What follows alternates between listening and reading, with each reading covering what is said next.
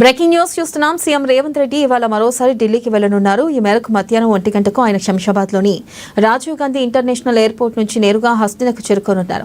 అనంతరం రాష్ట్రంలో బీసీలకు 42% రిజర్వేషన్ల సాధనకు కాంగ్రెస్ పార్టీ బీసీ సంఘాల ఆధ్వర్యంలో రేపు జంతర్ మంతర్ వద్ద చేపట్టబోయే ధర్నాలో పాల్గొనున్నారు. బీసీ రిజర్వేషన్ల ఆర్డినెన్స్ను ఆమోదించేలా కేంద్ర ప్రభుత్వంపై మరింత ఒత్తిడి తీసుకొచ్చేలా మొత్తం 3 రోజుల పాటు కాంగ్రెస్ పలు బీసీ సంఘాలు ఆందోళన కార్యక్రమాలు కొనసాగనున్నాయి. ఇక మరో బీసీ రిజర్వేషన్ల అంశంపై పార్లమెంట్లో కాంగ్రెస్ ఎంపీలు వాయిదా తీర్మానాలు ఇవ్వనున్నారు.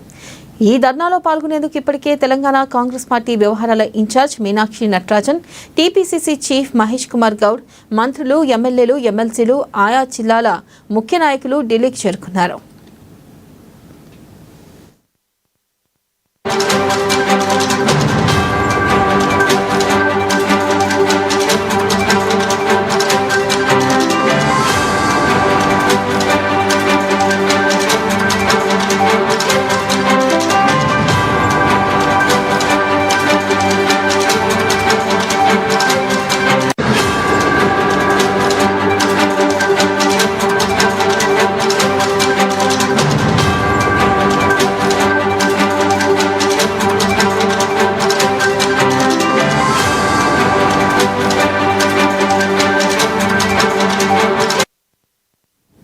బ్రేకింగ్ న్యూస్ చూస్తున్నాం. సీఎం రేవంత్ రెడ్డి ఇవాళ మరోసారి ఢిల్లీకి వెళ్లనున్నారు. ఈ మేరకు మధ్యాహ్నం 1 గంటకు ఆయన శంషాబాద్లోని రాజీవ్ గాంధీ ఇంటర్నేషనల్ ఎయిర్పోర్ట్ నుంచి నేరుగా హస్తినకు చేరుకునున్నారు. అనంతరం రాష్ట్రంలో బీసీలకు 42% రిజర్వేషన్ల సాధనకు కాంగ్రెస్ పార్టీ బీసీ సంఘాల ఆధ్వర్యంలో రేపు జంతర్ మంతర్ వద్ద చేపట్టబోయే ధర్నాలో పాల్గొనున్నారు. దీనిపై మరింత సమాచారాన్ని మా ప్రతినిధి రమేష్ ఫోన్ లైన్ ద్వారా అందిస్తారు.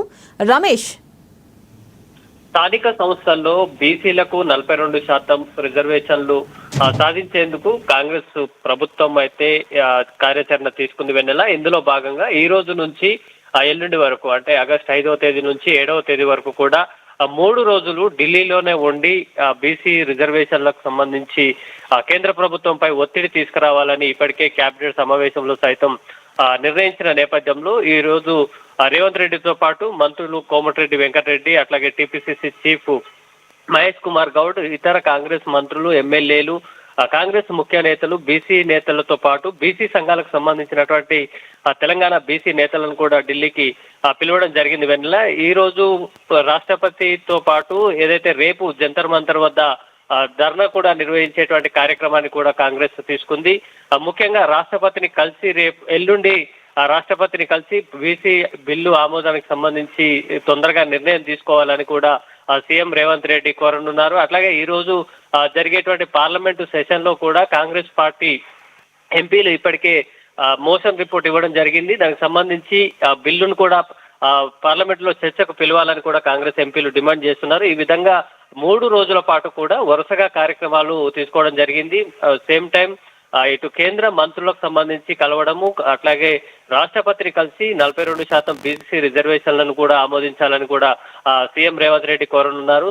ఈ బిల్లు కనుక ఆమోదం పొందితే స్థానిక సంస్థలతో పాటు విద్యా ఉద్యోగ రంగాల్లో కూడా బీసీలకు 42% రిజర్వేషన్లు అమలు చేసేందుకు కూడా తెలంగాణ ప్రభుత్వము ముందుకు వెళ్లనుంది. ముఖ్యంగా ఏదైతే సెప్టెంబర్ లోపల స్థానిక సంస్థలకు నోటిఫికేషన్ ఇవ్వడంతో పాటు ఎన్నికలు నిర్వహించాలని కూడా రాష్ట్ర హైకోర్టు నిర్దేశించిన నేపథ్యంలో వీటికి సంబంధించి కార్యాచరణ తీసుకోవడం జరిగింది. ఈ రోజు నుంచి 3 రోజుల పాటు కూడా తెలంగాణ సీఎంతో పాటు మంత్రులు అంతా కూడా అక్కడే ఉండి ఆందోళన కార్యక్రమాలతో పాటు కేంద్ర మంత్రులను కలిసి అట్లాగే రాష్ట్రపతిని కలిసి కూడా ఒత్తిడి తీసుకురానున్నారు వెన్నెల.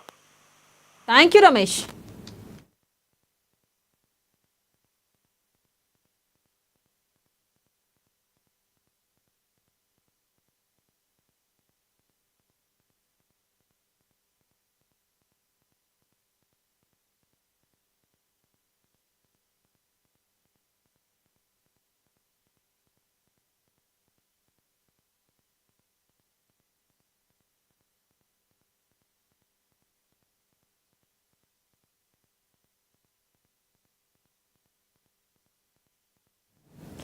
ప్రజాసేవ